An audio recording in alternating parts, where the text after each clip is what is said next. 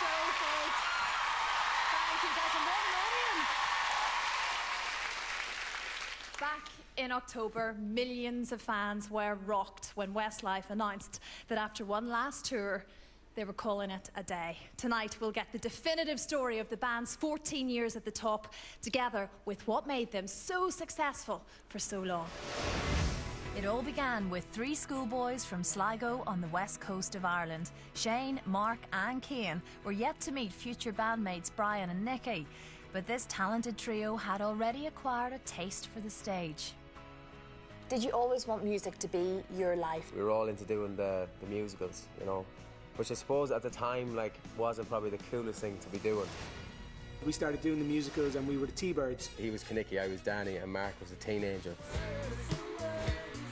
The guys were creating a stir locally with the local girls in the schools, like a boy band would. It was the first kind of taste of, I suppose, the madness, you know, the kind of screams. And obviously somebody put two and two together and said, why don't you do some boy band songs at the interval, you know? We wanted more of the screams and more of the... We got such a good reaction, we thought, you know, let's try this, let's try and put a band together. Our whole lives were consumed by the idea of being in this boy band and, as we used to say, be the next Backstreet Boys. There was only one man in the whole of Ireland who could make such dreams come true. Legendary band manager Louis Walsh. You can't really underestimate just how powerful Louis was for you then. There's no doubt about it, if it wasn't for Louis Walsh, we wouldn't be where we are today. It is the fairy tale story, really, because it happened so quick. I got a phone call one day in my office from Shane Fallon's mother. She was ringing her for 2 months and I hadn't a clue. She wouldn't let me off the phone. She said to me, you have to meet my son. We were in Sligo, we were playing in our local town, we were actually playing in Tesco car park at the time.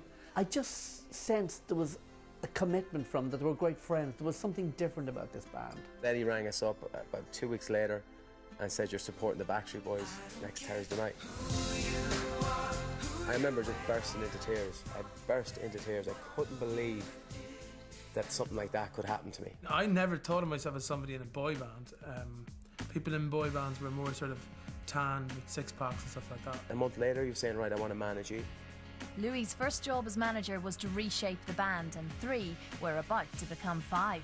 What are your memories of meeting Nicky and Brian for the very first time? Nicky was in a suit and a tie, and you know, he was real professional looking, whereas Brian was in big baggy jeans and like a checkered shirt or whatever. I sang the song Father and Son, and I remember as I was singing thinking they're not stopping me, and they'd stopped others. And I came off the stage, Louis came over, I'd never met him before, and he went, stay there, I want you in my next pub band, I want you in my next pub band. He was saying pop band, but I thought he was saying pub band. And I thought to myself, I don't want to be in a pub band.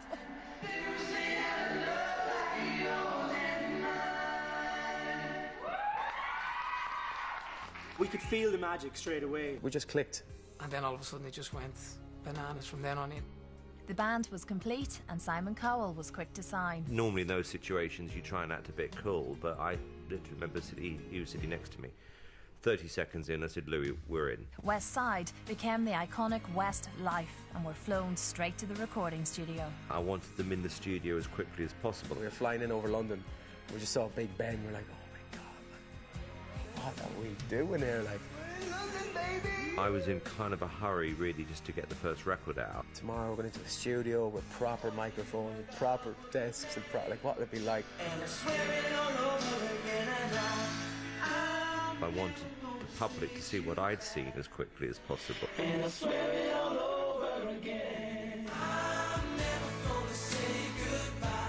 At what point did you think we're on to something really special here? Well, I remember the first time we heard our song on the radio, and we were in the back of a van, and Swear It Again came on. We couldn't believe our song was on the radio. It was like literally shh. The 5 of us just started screaming our heads off. We were like, oh my God, our song is on the radio. There is something different about hearing your song on the radio, even nowadays. And with the first of their 14 number ones in the bag, Westlife were well and truly on the road to superstardom. The world was changing for us. We were doing signings all over Ireland. I remember doing a signing for our first single. It was the first big crowd. We went up on top of the roof and there was like 7,000 people outside. All of a sudden, it's happening, and you're going from nothing to number 1 singles to big concerts to thousands of fans everywhere. It was just the dream start.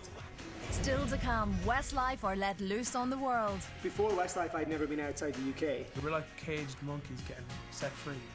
And the fans get up close and personal. Pulling bits of hair out of your head. In a way, we loved it because it was like, oh my God, we're so famous.